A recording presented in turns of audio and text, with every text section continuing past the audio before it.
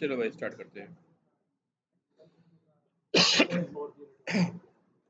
तो last class में यही कोड देख रहे थे ना।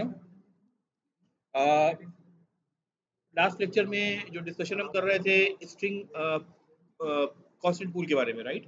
स्ट्रिंग कांस्टेंट पूल भी कहते हैं, और जब हम रैपर क्लासेस की बात करते हैं तो उसका भी कांस्टेंट पूल होता है। तो स्ट्रिंग रैपर क्लासेस दोनों तकरीबन एक तरह से ही बिहेव करते हैं। बिहेव करने का मतलब क्या है कि जैसे आप ऐसे कहते हैं कि भाई string s3 is equal to hello world, directly आपने असाइन कर दिया। अगर कोई रैपर क्लास का भी आपको ऑब्जेक्ट बनाना होगा, जैसे इंटीजर क्लास का, integer i1, integer wrapper classes है, इंट नहीं है, ये इंटीजर है। ठीक है, हमने देखा था कि जब हमने अरे लिस्ट को यूज करा था तो उसमें ऑब्जेक्ट ही ऐड होते हैं। ठीक है, अरे लिस्ट वगैरह में, किसी भी कलेक्शन में इनफैक्ट किसी भी कलेक्शन क्लासेस में आप ऑब्जेक्ट से ही काम करते हैं।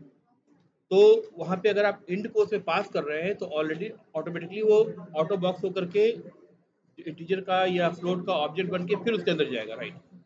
तो जो रैपर क्लासेस होते हैं और स्ट्रिंग होती है, इन सब में आप देखेंगे इक्वल टू जो है ऑपरेटर जो है ओवरलोडेड है, इक्वल टू ऑपरेटर ओवरलोडेड है। ठीक है, फॉर द असाइनमेंट और for the creation of the object. नहीं तो ऑब्जेक्ट कैसे बनता है? इंटरनली है। एज ए जावा डेवलपर आप नहीं कर सकते, रीजन कल बताया था। ठीक है, हम नहीं कर सकते, डेवलपर के लिए नहीं है। जहाँ जरूरत है उन्होंने खुद करके दिया है, लेकिन जब भी करा उसका मतलब ये है कि जो नॉर्मल उसका सेंस बनता है उसी फॉर्म में करा। अब इक्वल टू का मतलब ऐसे तो ऑब्जेक्ट का बनना है, लेकिन यहाँ असाइनमेंट यानी आप रेफरेंस वेरिएबल में उस वैल्यू को असाइन कर रहे हैं, है ना। जबकि रेफरेंस वेरिएबल में क्या जाता है? रेफरेंस वेरिएबल में क्या जाता है? ऑब्जेक्ट तो नहीं जाता है, एड्रेस सॉर्ट ऑफ थिंग जाती है, राइट। तो इसको हम ये समझने की कोशिश कर रहे थे कि ये जो दो सिंटेक्स दे रखा है स्ट्रिंग में, एक directly equal to operator overloading जो कर रखी है उसको यूज करके असाइन करना और ऑब्जेक्ट क्रिएट करना, और एक उसके कंस्ट्रक्टर को यूज करके ऑब्जेक्ट को क्रिएट करना। और ये डिस्कशन शुरू हुआ था जब क्लासेस को हमने डिस्कस किया था, क्लासेस को फाइनल क्यों बनाते हैं, राइट। तो स्ट्रिंग क्लास को भी फाइनल बनाया गया है। स्ट्रिंग क्लास को अगर आप देखेंगे तो स्ट्रिंग क्लास भी जो है वो फाइनल क्लास है, it's a final class, right. और फाइनल क्लास का पर्पस क्या था? कल क्या हमने डिस्कस किया था? अगर किसी क्लास को फाइनल बना ले तो वो क्लास फाइनल हो गई। हाँ, कोई और क्लास उसको एक्सटेंड करके उसको उसकी मीनिंग को बढ़ा नहीं सकती है, चेंज नहीं कर सकती, राइट, नहीं कर सकती। अब ये समझेंगे स्ट्रिंग क्लास में फाइनल डिक्लेयर करा है तो उसकी क्या वजह है, जिससे हम समझेंगे कि किसी भी क्लास को फाइनल हम क्यों करने की जरूरत पड़ सकती है। ठीक है, ये जो स्ट्रिंग क्लास बनी है ये देखो, इसको एज अ फाइनल क्लास ही तो बनाया है इन्होंने। जावा डेवलपर्स ने जो स्ट्रिंग क्लास बना के दी है हमको, फाइनल बना के दी है। अगर हम कहें माई स्ट्रिंग क्लास एक्सटेंड्स स्ट्रिंग तो कंपाइलेशन एरर आएगी, राइट। क्यों? क्योंकि स्ट्रिंग क्लास फाइनल है। तो ये बनाई ही इसीलिए स्ट्रिंग क्लास को फाइनल जावा डेवलपर्स ने कि कोई और उसको एक्सटेंड करके उसकी उसकी फीचर्स को लेकर के कुछ और उसमें अपने अपने हिसाब से चेंजेस ना कर पाए। ठीक है, तो string is final means close for any changes. ठीक है, so while discussing this we were trying to experiment with these syntax, right, है ना। और इसमें आपने बताया था कि स्ट्रिंग को फाइनल डिक्लेयर करने का जो एक रीजन है वो क्या है कि स्ट्रिंग जो है एक्सटेंसिवली कांस्टेंट पूल को यूज करती है, बहुत एक्सटेंसिवली यूज करती है। Same is true for wrapper classes. Wrapper classes में वो भी कांस्टेंट को यूज करता है। ठीक है, तो ये 4 लाइन का कोड हमने लिखा था, राइट। एक बार इसको रिवाइज कर लीजिए, देखिए क्या है।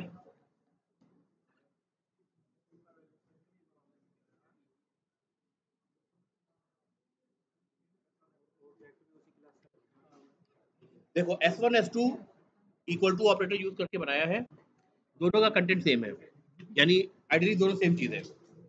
S3 S4 को कंस्ट्रक्टर यूज करके ऑब्जेक्ट क्रिएट किया है, लेकिन S3 और S4 का कंटेंट भी सेम है। यानी कहे हम कि S1 is equal to S2 and S3 is equal to S4, ये कहना सही होगा। अब इसको हम टेस्ट ऐसे करेंगे, S1 डबल इक्वल टू अगर S2 कहे, ठीक है, तो ये if condition equal to double equal to मतलब क्या करता है, कंडीशन चेक होता है। अगर S1 S2 के बराबर है तो ट्रू रिटर्न करेगा, अगर S1 S2 के बराबर नहीं है तो क्या रिटर्न करेगा, फॉल्स रिटर्न करेगा, राइट। अभी करते हैं। दूसरा तरीका इक्वलिटी चेक करने का जो होता है वो क्या होता है, S1 dot equals method use करें हम, इक्वल्स और इसकी जगह S2 डाल दिया, तो यहाँ भी S1 को S2 से कंपेयर करा डबल इक्वल टू से, यहाँ S1 को S2 से कंपेयर करा इक्वल से। और शुरू में आपको बताया था अगर किसी भी ऑब्जेक्ट को, चाहे किसी भी क्लास का ऑब्जेक्ट है, अगर उसकी इक्वलिटी को कंपेयर करना है तो इक्वल्स मेथड आपको यूज करना चाहिए, क्योंकि इक्वल्स मेथड कहाँ से आता है, ऑब्जेक्ट क्लास से आता है, और उसको आप किसी भी सब क्लास के लिए ओवरराइड करके उसकी अपनी डेफिनेशन दे सकते हैं, ठीक है। अभी देखते हैं, अभी क्या करते हैं, अभी आउटपुट देखेंगे इसका, ठीक है। नॉर्मली अगर आप ये समझ लो कि अगर आप डबल इक्वल टू लगा रहे हो तो वो सजेस्टेड है, प्रिमिटिव के लिए आप कर लो, इन दो इंटीजर को कंपेयर करना है डबल इक्वल टू लगा लो, लेकिन string is object of a class है ना, स्ट्रिंग अगर रेफरेंस वेरिएबल है तो उसको कंपेयर करना है तो आप इक्वल्स मेथड करो, क्योंकि उसमें इक्वल्स मेथड को ओवरराइड करके उसके कंटेंट यानी जो अपने अरे को यूज कर रहा होगा, कैरेक्टर अरे को, उसके एक एक कैरेक्टर बाय कैरेक्टर को वो मैच कर रहा है। और सिमिलर एक मेथड होता है इक्वल्स इग्नोर केस स्ट्रिंग में, उसका काम क्या होता है, नहीं, इक्वल इग्नोर केस मेथड का नाम है इक्वल्स इग्नोर केस।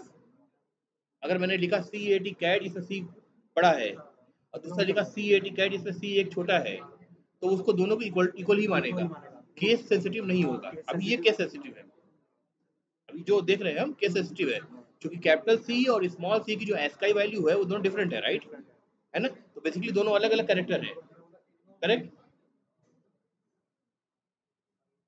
अब देखो S3 को भी वैसे ही हम करें, S3 double equal to S4 और let's say S3 dot equals S। अब गेस करिए और इसका आउटपुट क्या होना चाहिए, एक वो ब्रैकेट रह गया ना,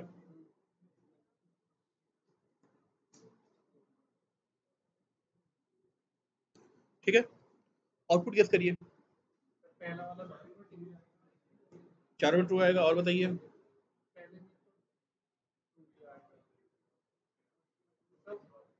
इक्वल वालों पे ट्रू देगा, वो तो इंटीजर के लिए बता रहे हो, तब स्ट्रिंग को कैसे कंपेयर, किसी भी ऑब्जेक्ट को कैसे कंपेयर करें, बेसिकली ये होता है, राइट।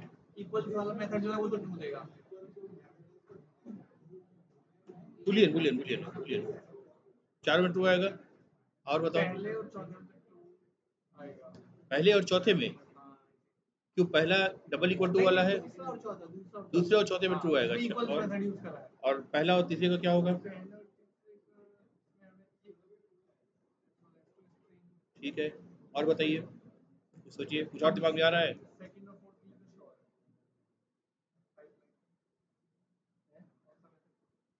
चला के देखिए एक बार,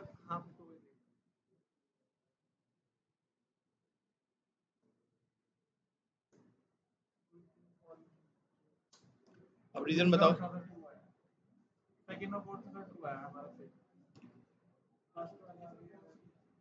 हाँ, वही वही सारी कहानी उसी में छुपी है, तीसरे वाले का फॉल्स आया है ना, सारी कहानी इसी में छुपी है।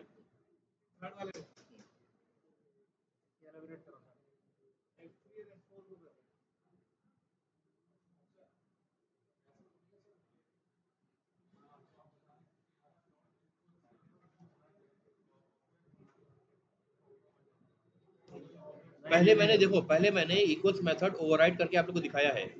अगर दो कार ऑब्जेक्ट बना रहे हैं तो उनकी इक्वलिटी का मतलब क्या होगा, इंजन नंबर या चेसिस नंबर उनका सेम होना चाहिए। तो इक्वल्स मेथड में हम क्या करते हैं, chassis number of one car is equal to the chassis number of other car, तो हम ट्रू रिटर्न कर देंगे, अदर फॉल्स रिटर्न करेंगे, राइट। डेटा टाइप तो ऑफ कोर्स सेम होगी।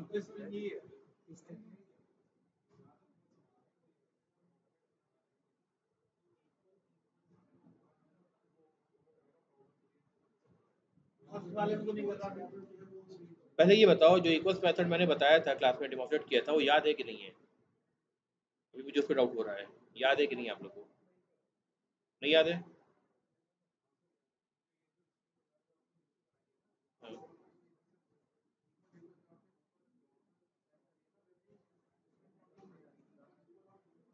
अच्छा, अगर भूल भी गए हो तो इतना समझो, इक्वल्स मेथड जो होता है वो उस पार्टिकुलर ऑब्जेक्ट का जो कंटेक्चुअल मीनिंग है उसको चेक करने के लिए ओवरराइड किया जाता है। ठीक है, यानी अगर दो स्ट्रिंग अगर इक्वल है तो इसका मतलब character bye character with case हम एक एक कैरेक्टर को चेक करेंगे। अगर दोनों एग्जैक्टली सेम है तो हम कहेंगे इक्वल से ट्रू रिटर्न करेंगे, अदरवाइज फॉल्स करेंगे। और जब हम S1 equal double equal to S2 कर रहे हैं तो बेसिकली रेफरेंस टाइप को कंपेयर कर रहे हैं, रेफरेंस वेरिएबल को कंपेयर कर रहे हैं। और रेफरेंस वेरिएबल के अंदर क्या होता है, ऑब्जेक्ट होता है, ऑब्जेक्ट का एड्रेस होता है। तो अगर S1 double equal to S2 दे रहा है तो और ट्रू दे रहा है तो इसका मतलब क्या है, दोनों रेफरेंस वेरिएबल सेम ऑब्जेक्ट को रिफर कर रहे हैं। गाइस क्लियर है, अगर S1 double equal to S2 दे रहा है तो इसका मतलब S1 और S2 जो है सेम ऑब्जेक्ट को रिफर कर रहे हैं। अब होता क्या है कि जैसे फॉर एग्जांपल अगर आपको एक बहुत बड़ी सी फाइल डाटा साइंस या किसी एप्लीकेशन के लिए रीड करनी है, इसमें डाटा है ना, टेक्स्ट इन्फॉर्मेशन है, तो अज्यूम करो इज एम आर दी, ये सारे जो वर्ड्स हैं कितनी बार रिपोर्ट होंगे, 1000 टाइम्स रिपोर्ट होंगे, राइट। अच्छा, हर एक वर्ड का हम एक ऑब्जेक्ट बनाना चाहते हैं, तो अगर हर वर्ड का हम ऑब्जेक्ट बनाएंगे तो ये जो रिपीटेशन है इसके अननेसेसरली मिलियंस ऑफ ऑब्जेक्ट्स बना करके हम अपना सीपीयू और मेमोरी दोनों को वेस्ट कर रहे हैं, बिकॉज हमें उनकी एक कॉपी ही चाहिए बस, राइट। हाँ, तो अब स्ट्रिंग क्लास क्या करता है, स्ट्रिंग कांस्टेंट पूल में क्या होता है कि जब आप इक्वल टू ऑपरेटर लेकर के वैल्यू को असाइन करते हैं, तो जब S1 के लिए पहली बार मैंने किया तो उसने स्ट्रिंग कांस्टेंट पूल में चेक किया होगा क्या कोई ऑब्जेक्ट, स्ट्रिंग ऑब्जेक्ट ऐसा है कांस्टेंट पूल में जिसकी वैल्यू एग्जैक्टली हेलो वर्ल्ड है। अब तक नहीं थी, राइट। S1 के केस में अब तक नहीं थी, तो उसने पहला एक ऑब्जेक्ट बनाया, उसको हीप में डाला, उसको उसका रेफरेंस जो है स्ट्रिंग कांस्टेंट पूल में ऐड करा और उसका ही रेफरेंस रिटर्न कर दिया S1 में। ठीक है, सेकेंड टाइम जब मैंने इक्वल टू ऑपरेटर यूज करके हेलो वर्ल्ड बनाया, तब अब जेवीएम क्या करेगा, कंपाइलर नहीं, जेवीएम रन टाइम पे क्या करेगा, चेक करेगा कि क्या स्ट्रिंग कांस्टेंट पूल के थ्रू जाके चेक करेगा क्या ऑलरेडी कोई ऑब्जेक्ट ऐसा बना हुआ है जिसका कंटेंट हेलो वर्ल्ड है। अगर बना हुआ है तो उसी का रेफरेंस हम रिटर्न कर देंगे, हम नया ऑब्जेक्ट नहीं बनाएंगे। हाँ, क्योंकि स्ट्रिंग कांस्टेंट पूल मेंटेन कर रहा है, अगर एक बार एक स्ट्रिंग का ऑब्जेक्ट बन गया है तो उसको कांस्टेंट पूल में डाल दिया है, दोबारा से अगर हमें इक्वल टू ऑपरेटर यूज करके उसका नया अगर असाइनमेंट हम करने की कोशिश कर रहे हैं तो नया ऑब्जेक्ट ना बना करके उसी का रेफरेंस रिटर्न कर रहा है बार बार, ताकि जो आपने कहा है जो रिपीटिशन हो रहा है उसका बार बार रिपीटिशन ना हो। Same goes with wrapper classes, अगर आप कोई डाटा टाइप, डाटा स्ट्रक्चर जैसे डाटा फ्रेम वगैरह बनाते हैं पाइथन वगैरह में, अगर उस टाइप का कोई स्ट्रक्चर आप बना रहे हैं जिसमें न्यूमेरिकल वैल्यू बहुत ज़्यादा है, ठीक है, और न्यूमेरिकल वैल्यू से फॉर एग्जांपल कैटेगरिकल वैल्यू है, कैटेगरी मतलब 1 2 3 के फॉर्म में, ठीक है, कैटेगराइज करने के लिए, ठीक है, चाहे न्यूमेरिक वैल्यू हो चाहे सिर्फ स्ट्रिंग वैल्यू हो, जो भी हो जिस फॉर्म में कैटेगराइज करें, तो इन दैट केस वो वैल्यू बहुत कम रेंज में और बहुत ज़्यादा रिपीट होगी, है ना, मिलियंस ऑफ रिकॉर्ड है तो बार बार रिपीट होगी। तो उसको प्रिमिटिव इंटीजर के बजाय क्या करेंगे आप, जब लिस्ट में ऐसे भी जब आप ऐड करेंगे तो उसका ऑब्जेक्ट ही आपको चाहिए। और अगर रैपर क्लास के लिए भी सेम कंसेप्ट लग रहा है तो वो भी क्या करेगा, अपने integer constant pool, floating point value के कांस्टेंट पूल, इसलिए कांस्टेंट पूल मेंटेन करेगा जहाँ पे उनके रिपीटेशन में नए ऑब्जेक्ट नहीं बनेंगे अगर आप इक्वल टू ऑपरेटर यूज करके वैल्यू को असाइन कर रहे हैं। सिर्फ जो फर्स्ट टाइम आप क्रिएट असाइन करेंगे उस जगह ऑब्जेक्ट बनने की जरूरत है, ऑब्जेक्ट बनेगा। ठीक है, तो पहले केस में जो ये हुआ S1 double equal to S2, तो इसने कहा कि हाँ भाई दोनों सेम है, क्योंकि दोनों के रेफरेंस वेरिएबल का कंटेंट सेम है, दोनों का एड्रेस सेम है, कंटेंट मतलब उसका एड्रेस सेम है।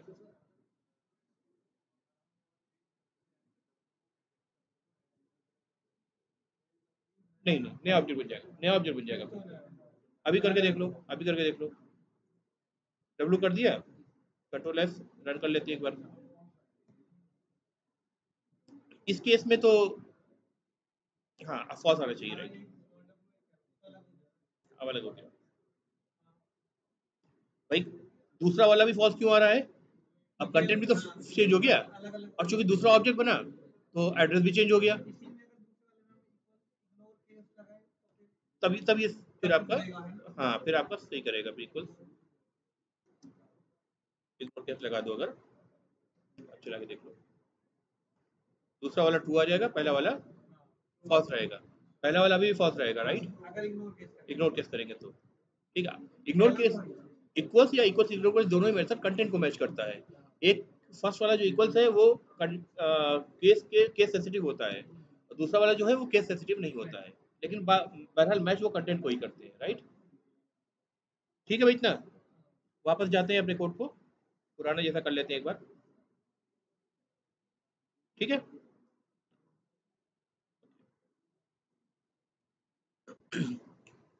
तो पहली लाइन ने हमको फॉल्स दिया क्योंकि दोनों का ऑब्जेक्ट सेम था, दूसरी लाइन ने हमको ट्रू दिया क्योंकि दोनों का कंटेंट सेम था, है ना। फाइन। अगली लाइन में क्या हुआ, S3 double equal to S4 हुआ, S3 double equal to S4, तो फॉल्स क्यों आ गया? कंटेंट सेम है, हेलो क्लास देखो, डबल इक्वल टू की बात कर रहा हूँ मैं, इसकी बात कर रहा हूँ। अलग अलग न्यू वो बनाए थे। अब की बार हमने न्यू कीवर्ड यूज किया है, और जब आपने न्यू कीवर्ड यूज किया है तो आप जेवीएम को इंस्ट्रक्ट कर रहे हैं कि अब तुम अपना फंडा छोड़ो कांस्टेंट पूल का, अब मैं ऑर्डर दे रहा हूँ कि नया ऑब्जेक्ट बनाओ, तो नया ऑब्जेक्ट ही तुमको बनाना है, ठीक है। तो अगर आप इंटीजर क्लास का भी अगर आप मल्टीपल टाइम्स सेम वैल्यू का अगर आप ऑब्जेक्ट बना रहे हैं, जैसे integer, sorry, i1 is equal to 7 आपने करा, ये वैल्यू तो कांस्टेंट पूल में चली जाएगी। लेकिन दूसरी बार अगर मैं करूं integer i2 is equal to new integer और कंस्ट्रक्टर में पास करूं सेम वैल्यू 7, तो अब की बार क्या होगा, अब की बार ये नया ऑब्जेक्ट ही बनेगा, ठीक है। अच्छा एक बात ध्यान रखो, ये डेप्रिकेटेड आ रहा है, जो क्रॉस लाइन आ रही है ना, इसका मतलब डेप्रिकेशन होता है। डेप्रिकेशन का मतलब ये वाला जो सिंटेक्स है ऑलरेडी आपके आपके पास अलाउड तो है यूज करना, लेकिन ये प्रिफर्ड नहीं है।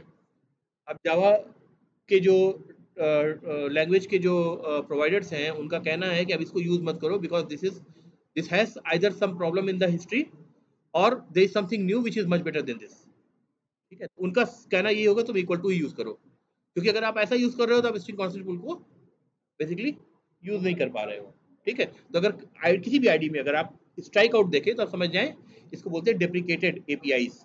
डेप्रिकेटेड एपीआईज मतलब वो जो फंक्शंस हैं वो डेप्रिकेट हो चुके हैं, पुराने हो चुके हैं, उनको यूज करना एडवाइजेबल नहीं है, ठीक है।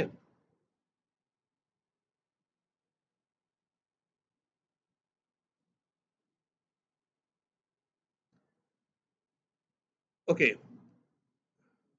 S3 double equal to S4 जो आया वो फॉल्स आ गया क्योंकि अब दोनों अलग अलग ऑब्जेक्ट बन गए, और S3 dot equal S4 true आया क्योंकि दोनों का कंटेंट सेम है, right.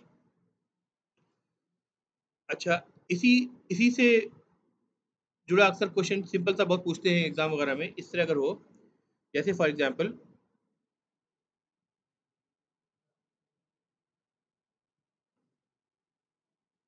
S1 S1 dot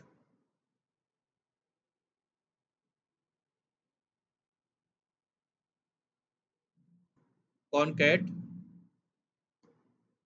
S3, इसका रिजल्ट क्या होना चाहिए अगर इसको हम कॉन्कैटिनेशन कर देगा, राइट। अब यहाँ पे दोबारा से मैं अगर कहूँ system dot out dot println और यहाँ S1 को प्रिंट करूँ, वैल्यू साइन भी तो ऐसा नहीं देगा। वैल्यू असाइन नहीं हुई है, अगर हम राइट। कुछ नया बना के लिखते हैं S1 कॉन्टेक्ट या इसी के नीचे दोबारा लिख दें कॉन्सेंट हाँ तब हो गया। हाँ ये फिलहाल कह रहा है तो दे भी सकता है। नहीं ब्रैकेट में करें तो भाई जो जो वैल्यू रिटर्न हो रही है वो प्रिंट हो जाएगी ना, आने दो राइट। इधर काफी दिनों से देख रहा हूँ लाइट बहुत आ जा रही है फ्रीक्वेंटली, अभी ट्रिप हो रही है, बदमाशी में।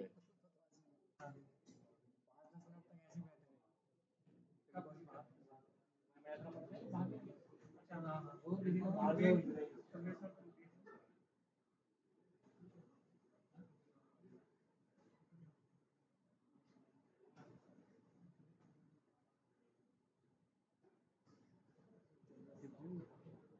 ऑन करना पड़ेगा बेटा।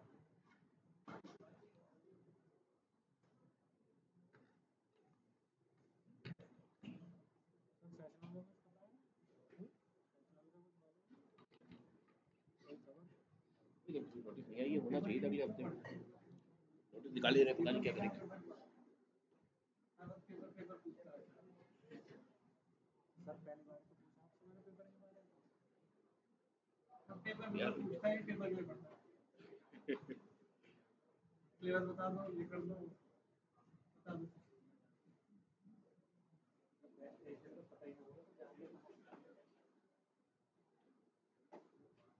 ऑन नहीं हुआ बेटा, लाइट दिख रही है। हाँ भाई,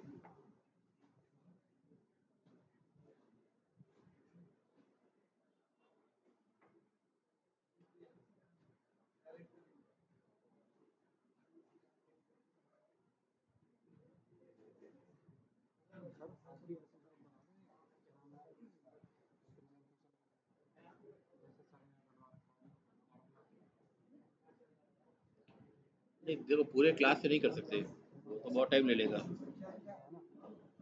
10 बच्चों का हाँ क्या मतलब इसका? 10 बच्चों का 10 बच्चे खड़े होकर प्रेजेंटेशन देंगे। 8 सेकंड में काम करेंगे, 2 क्यों तुम जबरदस्ती कर रहे हो?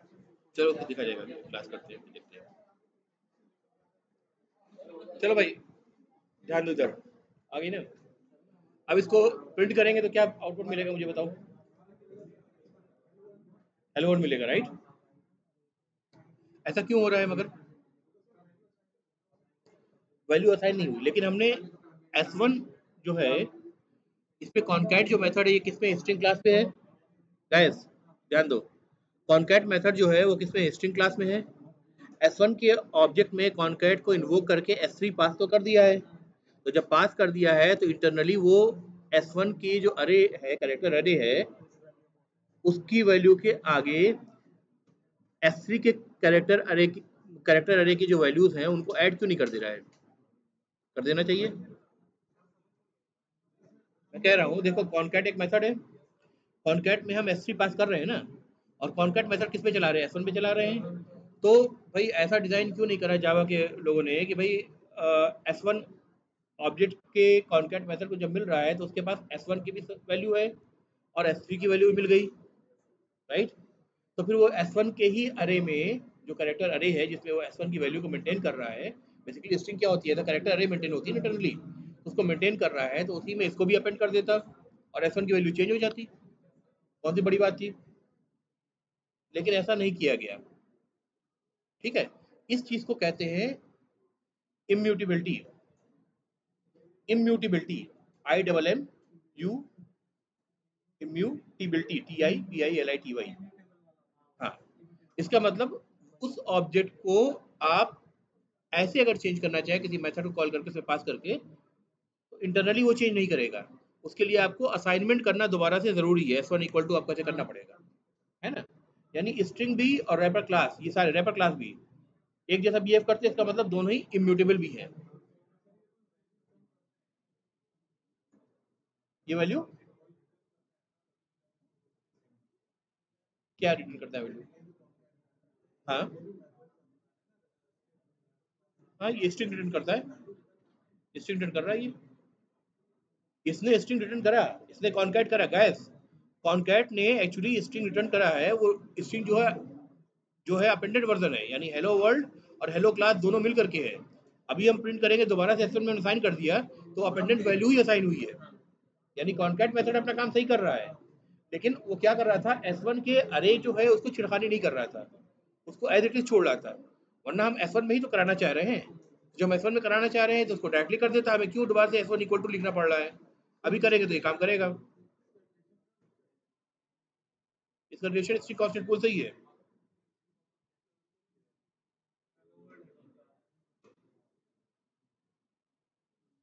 तो अगर कभी भी इम्यूटेबल ऑब्जेक्ट को आपको चेंज करना है, किसी भी तरह से चेंज करना है, चाहे कॉन्कैटिनेट करना है या उसके अंदर की वैल्यू को चेंज करना है, दोबारा से आपको रीअसाइन करना पड़ेगा रेफरेंस वेरिएबल पे, क्योंकि ये कॉन्कैट क्या कर रहा है, एक नया ऑब्जेक्ट बना करके रिटर्न कर रहा है। इसका रिटर्न टाइप क्या है, स्ट्रिंग है ना, तो नया स्ट्रिंग ऑब्जेक्ट बना के रिटर्न कर रहा है। तो जो क्लासेस हम इम्यूटेबल कहते हैं उनमें कोई भी मेथड जो उसमें चेंजेस प्रोड्यूस करता है वो मेथड उसी क्लास का ऑब्जेक्ट रिटर्न करेगा जिसको आपको दोबारा से रीअसाइन करना पड़ेगा उसके रेफरेंस वेरिएबल में। क्लियर हो रही बात? इस इम्यूटेबिलिटी का रीजन ये है कि ऊपर वाले केस में अगर आपने ऐसे बहुत जगह यूज करा है और S1 में अगर मैं चेंज कर दूं, अभी S1 अगर कॉन्कैट मेथड इंटरनली चेंज कर देता बिना रीअसाइन किए हुए तो क्या होता अगर 1000 जगह इसका रेफरेंस जैसे S2 में पास हुआ है, S3 में पास होता, कई जगह पास होता, तो रेफरेंस अगर जिसको S1 रिफर कर रहा है वो कंटेंट चेंज हो गया तो हर जगह वो चेंज हो जाएगा, है ना? इसलिए जब तक आप एक्सप्लिसिटली ये ना कहें कि नहीं S1 को आप चेंज ही कर दो, है, तब तक उसको नए ऑब्जेक्ट का एड्रेस वो नहीं देगा। उसका पुराने ऑर्डर्स का ऑब्जेक्ट चेंज नहीं हो रहा है क्योंकि वो स्ट्रिंग कांस्टेंट पूल में मौजूद है और न जाने कितनी जगह से प्रोग्राम में जो प्रोग्राम का चल रहा है उसमें यूज हो रहा है, और उसको डिस्टर्ब करने का मतलब है उन सबकी वैल्यूज को आपने चेंज कर दिया जो कि नॉन इंटेंशनल है। ठीक है, तो कहीं भी अगर इस तरह के कंसेप्ट होते हैं तो स्ट्रिंग कांस्टेंट पूल जैसी एक रीजन है तो इम्यूटेबल बनाया ऑब्जेक्ट को। जब भी किसी भी ऑब्जेक्ट को इम्यूटेबल बनाएंगे तो कोई भी मेथड जो उस ऑब्जेक्ट को चेंजेस प्रोड्यूस करेगा, उस ऑब्जेक्ट में चेंजेस लाएगा, वो कभी भी बिना रीअसाइनमेंट के आप उसके रिजल्ट को डायरेक्टली किसी मेथड कॉल करके चेंज नहीं कर सकते। ये उसका पूरा कंसेप्ट ही इम्यूटेबिलिटी का है। ठीक है, अक्सर इंटरव्यू पूछा जाता है why string is a immutable class. ठीक है, underlying reason is because it is maintaining the string constant pool, and one content should for an object could be referred by a number of reference variables. String के case में भी है, सारे wrapper classes के case में भी है। हाँ, मेथड मतलब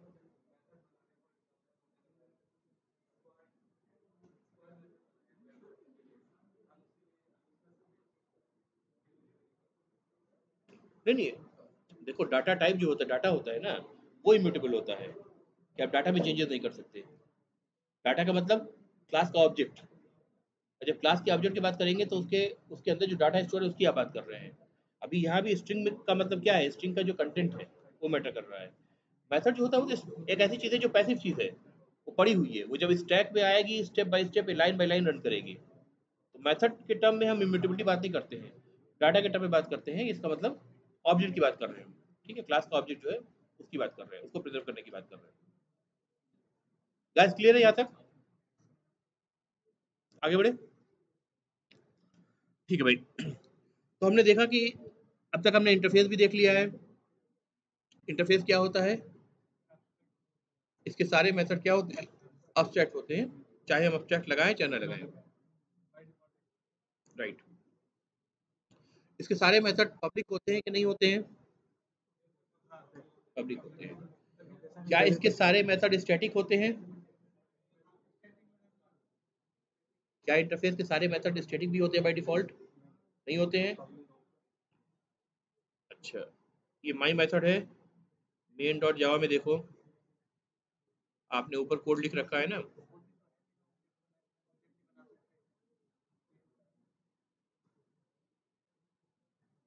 इंटरफेस क्या था, माई इंटरफेस था ना।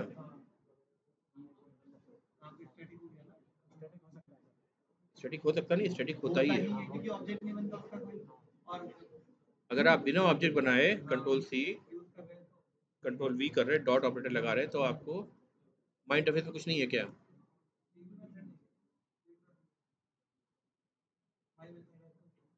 वाइड माई मेथड है।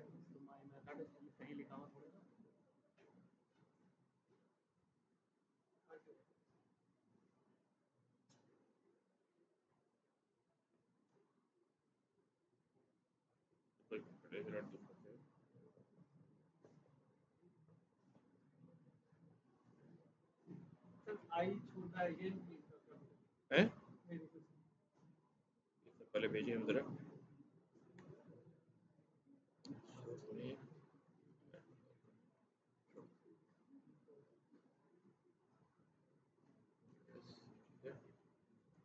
माई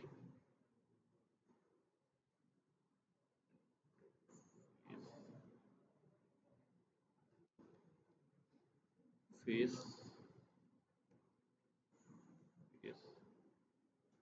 रेफरेंस इज इक्वल टू किस किस क्लास ने इसको एक्सटेंड किया है? माई इंटरफेस को सब क्लास ने किया है, राइट? इम्प्लीमेंट किया है।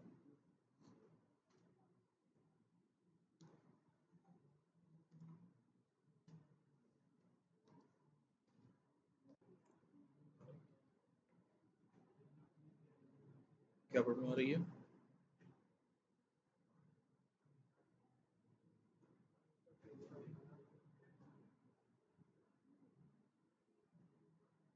अच्छा, इसी नाम से मौजूद है। तो बंद कर दीजिए।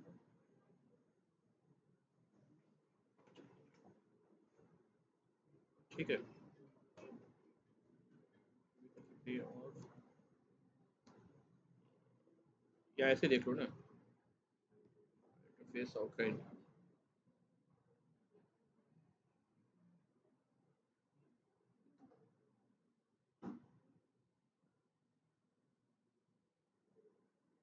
कहाँ गया यार?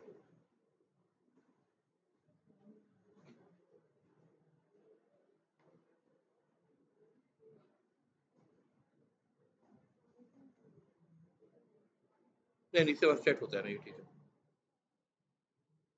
वेबसाइट ही है, ठीक है। हाँ, वेरिएबल्स की फील्ड की बात करें, अगर फील्ड की अगर बात करें तो फील्ड को बताया था मैंने। अगर मैं कहूँ इंट एक्स, इंट एक्स अगर कहा है तो let's say this is equal to 9, ठीक है। अब अगर हम जाएं मेन में और कहें कि माई इंटरफेस डॉट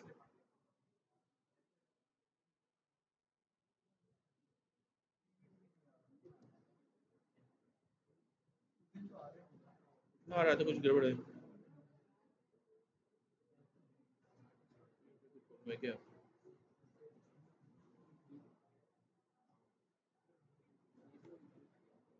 रुको छोड़ो, अलग ही बना लेते हैं।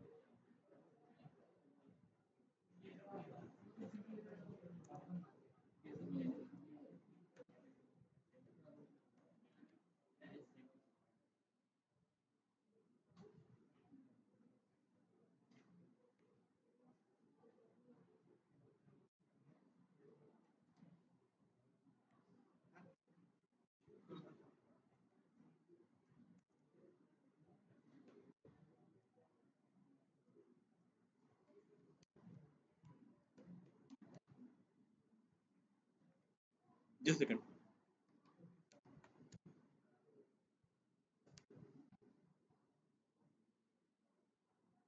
सॉरी, इंटरफेस है।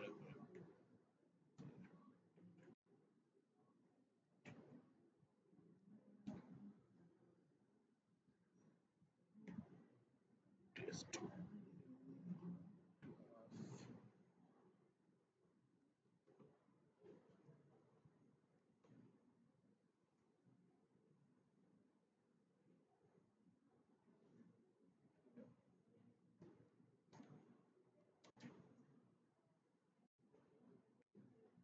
देखो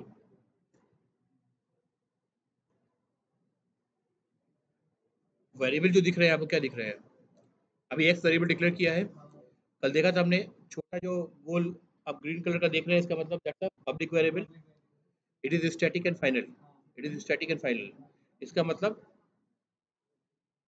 पब्लिक का मतलब यहाँ पे डायरेक्टली मैं एक्स यूज करके इसको एक्सेस कर सकता हूँ, राइट? इसको प्रिंट करना चाहूँ तो मैं प्रिंट भी कर लूंगा,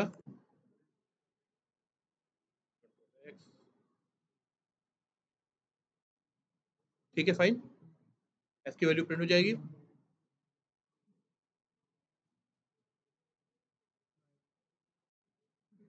अब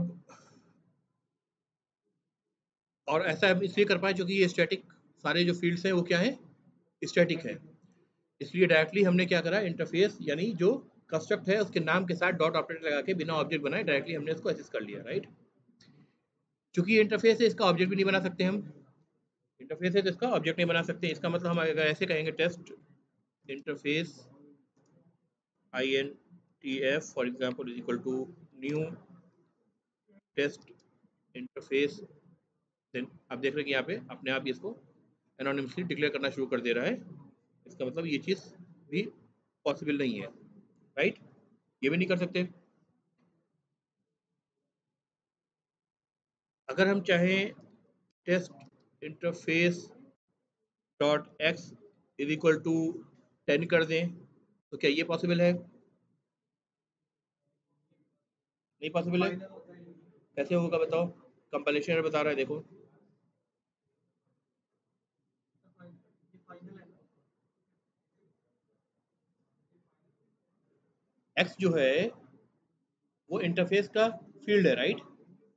कल हमने डिस्कस भी किया था टेस्ट इंटरफेस का, अगर तुम आउटलाइन देखो इसका, तो स्टैटिक भी होता है, क्विक फाइनल भी आउटलाइन देखो तो इसमें देखो ये क्या दिख रहा है, ऐड मेथड क्या दिखा रहा है, अपसेट दिखा रहा है, राइट, ए लिख करके आ रहा है, इसके ऊपर एक छोटा सा ए लिखा हुआ ग्रीन कलर का, और एस के ऊपर क्या लिखा है, एस और एफ लिखा हुआ है, S means static and F means final, right. So that means a variable, a field declared in an interface is always a constant because it's final. Can be accessed using the name of the interface directly using the dot operator because it's a static, and can be used from anywhere because it's it's public. ठीक है, clear है। तो जो methods है वो क्या होते हैं, पब्लिक होते हैं और स्टैटिक नहीं है ना, अब्स्ट्रैक्ट है, अब्स्ट्रैक्ट है, ठीक है, अब्स्ट्रैक्ट है, ठीक है। अब क्वेश्चन ये है कि क्या ये जो मेथड है ये अब्स्ट्रैक्ट है, ऐड मेथड अब्स्ट्रैक्ट है इंटरफेस का, क्या इसके पहले हम इसको फाइनल बना सकते हैं, यानी फाइनल इंट कह सकते हैं,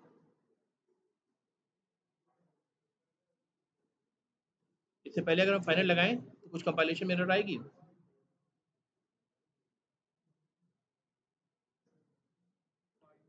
रीजनिंग से सोचो जरा, ये मेथड अब्स्ट्रैक्ट है, इंटरफेस का हर मेथड इनफैक्ट अब्स्ट्रैक्ट ही होता है, राइट। पब्लिक है कोई प्रॉब्लम नहीं उससे, पब्लिक का मतलब ये विजिबिलिटी है, सब जगह है बस, क्यों,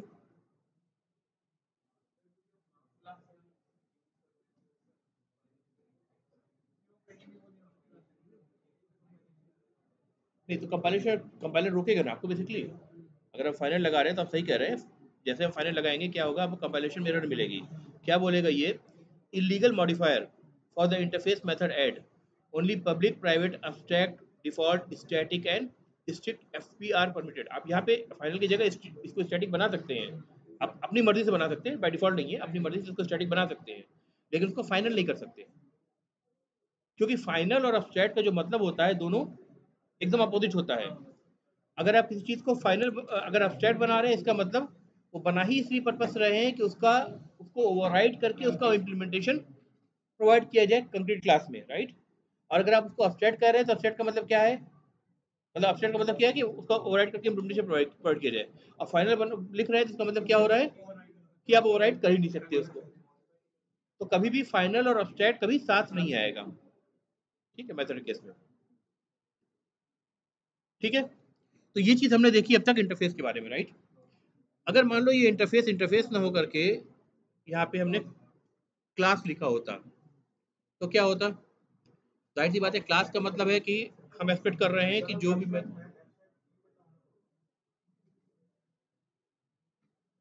एक मिनट, हेलो हेलो, बोलिए,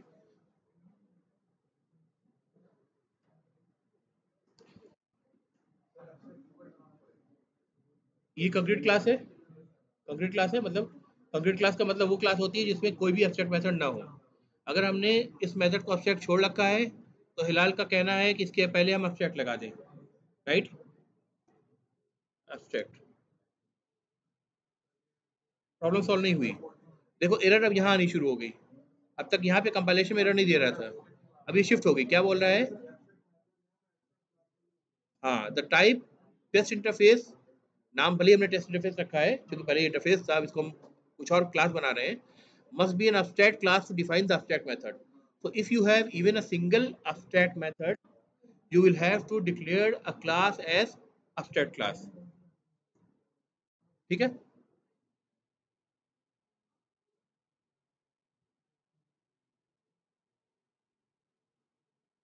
करेक्ट? अब अगर कोई क्लास abstract क्लास बन गई है तो उसका मतलब ये होता है, हमने देखा इंटरफेस जो होता है जिसका मतलब क्या होता है कि एक्सट्रीमेंट है जिसमें सारे के सारे मेथड जो है सारे के सारे क्या है, एब्स्ट्रैक्ट है। और कंक्रीट क्लास का मतलब क्या है, सारे के सारे मेथड क्या है, विद द बॉडी है, इम्प्लीमेंटेशन है। Abstract class is something in between, जिसमें हम कंक्रीट मेथड उसमें जो मेथड है उसका इम्प्लीमेंटेशन भी प्रोवाइड कर सकते हैं और जिन मेथड को चाहें उन मेथड को एब्स्ट्रैक्ट भी रख सकते हैं। यानी abstract class is a entity where we have got a combination, we possibly may have a combination of both implementation as well as abstract behavior। ठीक है? तो जैसे हमने एक बिहेवियर बनाया abstract बनाया, दूसरा हम बनाया अगर नॉन abstract बिहेवियर, तो सिंपली हम कहेंगे int add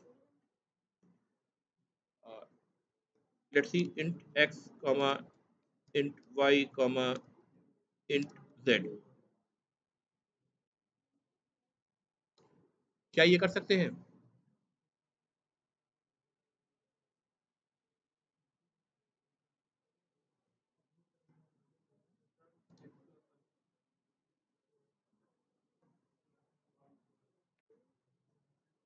ठीक है,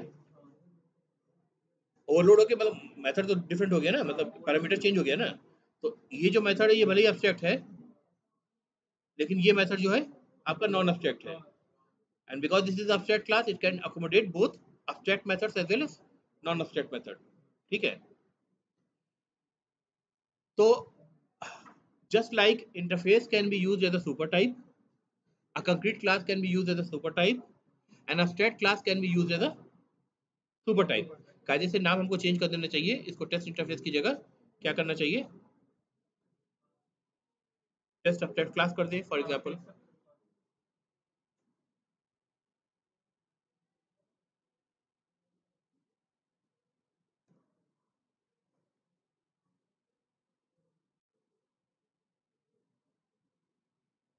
ये भी चेंज हो गया। ठीक है, अब अगर हम से फॉर एग्जांपल हमने एक क्लास बनाया, क्लास सब क्लास, राइट, नाम दे रहा हूं क्लास को सब क्लास, राइट।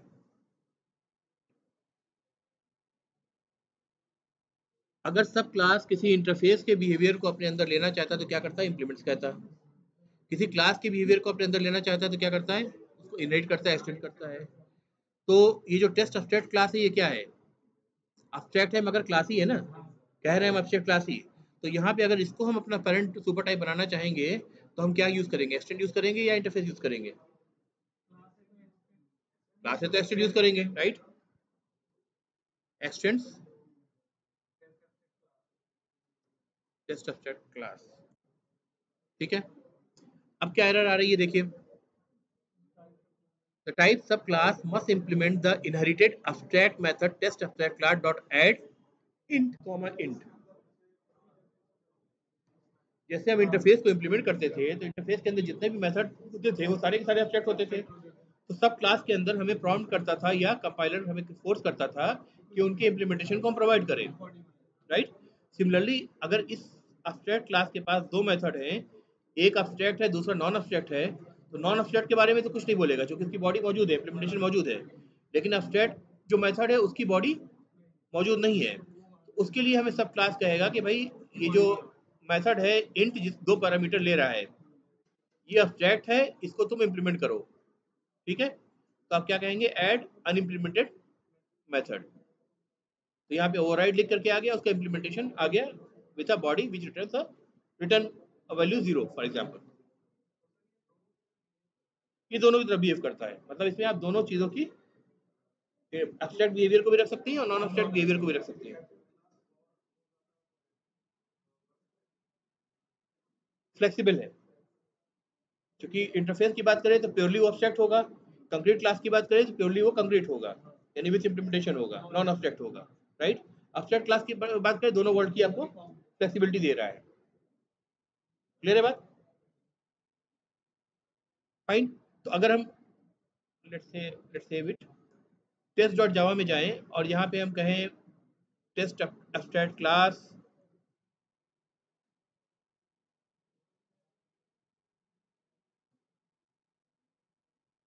अच्छा पहले ये बताओ कि इस लाइन ने एरर देनी क्यों शुरू कर दी, इसकी बात हम अभी बात करेंगे, बाद में करेंगे। अभी ये कोड चल रहा था ना, जब ये इंटरफेस था तो ये कोड चल रहा था, अभी एरर क्यों दे रहा है?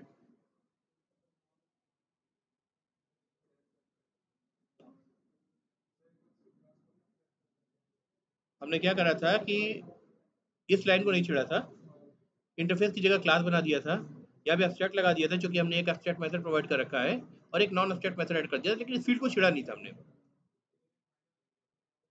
हाँ, क्योंकि अभी इंटरफेस नहीं रहा ना, तो ये चीज जो डिफॉल्ट बिहेवियर है कि सारी फील्ड्स आपकी कांस्टेंट रहेंगी यानी फाइनल रहेंगी, वो इंटरफेस के साथ है। जब ये क्लास बन गई तो फिर इसके साथ ये नहीं रहेगी। अगर हमें ऐसा चाहिए तो हमें यहाँ फाइनल लिखना पड़ेगा, करेक्ट गाइस? क्लियर है?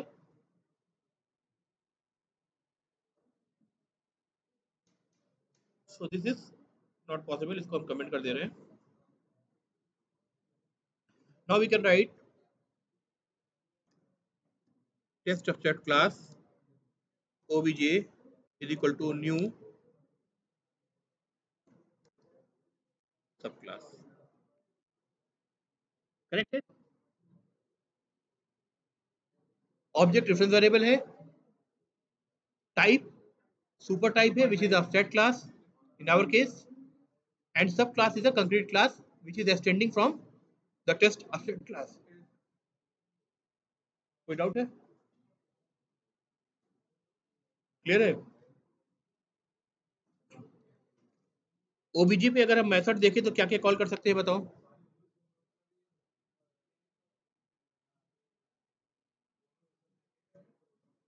एक्स क्योंकि वेरिएबल पब्लिक है, राइट? पब्लिक है, क्या है? नहीं पब्लिक नहीं है, डिफॉल्ट है, ट्राइंगल है ना, डिफॉल्ट है। और मेथड्स क्या क्या दिख रहे हैं? ऑब्जेक्ट क्लास के मेथड दिख रहे हैं, दोनों ऐड मेथड दिख रहे हैं आपको, राइट? एक मेथड जो है वो कौन सा है? 2 पैरामीटर वाला, एक 3 पैरामीटर वाला। जो 3 पैरामीटर वाला था वो क्या था? उसमें एब्स्ट्रैक्ट क्लास के अंदर इम्प्लीमेंटेशन मौजूद थी। जो पहला वाला है 2 पैरामीटर वाला है, उसमें आपने सब क्लास के अंदर इम्प्लीमेंटेशन प्रोवाइड कर दी है, राइट? तो यही दोनों मेथड आपको नजर आएंगे, राइट? अगर हम ऐसा करें कि सब क्लास के अंदर एक तीसरा मेथड ऐड कर दें, for example int add int X comma float Y, right? और इसको हम कहें रिटर्न एक्स प्लस वाई, क्या क्या एरर क्या है बताओ?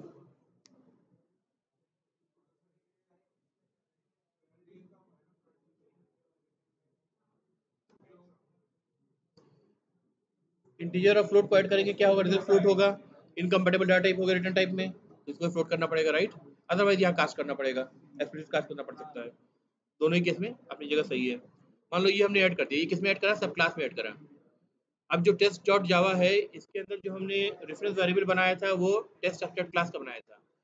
क्या इसके ऑब्जेक्ट पे ड्रॉप डाउन में जो नया हमने मेथड बनाया है, जो एक इंटीजर और एक फ्लोट को ले रहा है ऐड करने में, क्या वो मेथड यहाँ पे शो करेगा?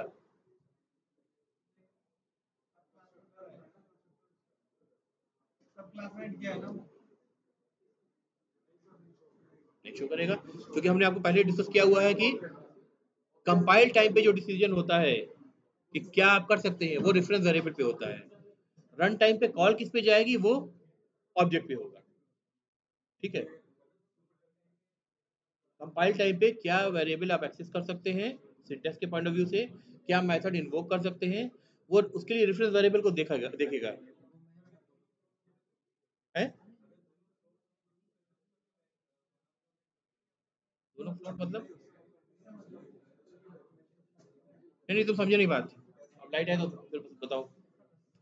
ये जो सब क्लास है इसमें एक नया मेथड मैंने ऐड किया ना, वो तुम्हें ओवरलोडेड दिख रहा है, ओवरलोडेड है इनफैक्ट, लेकिन वहां पे क्या है, डाटा टाइप चेंज हो गया है, तो it's another method, it will be treated as another method.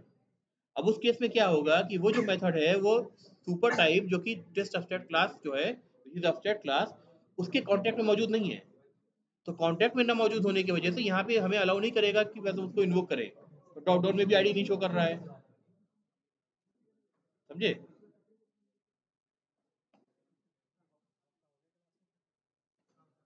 मुझे पढ़ाते पढ़ाते नींद आने लगी जब तुम और ये बैठ के सो रहे हो। हाँ ये सर खाना खा के आया अपनी बात। वो रूल सुना है ना, गाड़ी जो चला रहा है उसके बगल में सोना नहीं होता है। अगर मैं कुछ भूल के गलती करूं तो यही रिस्पॉन्सिबल होगा।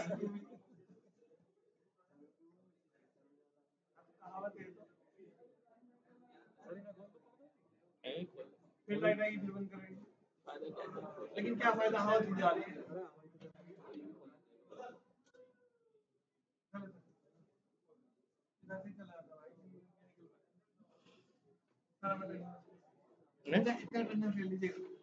चल यही कर लेते हैं।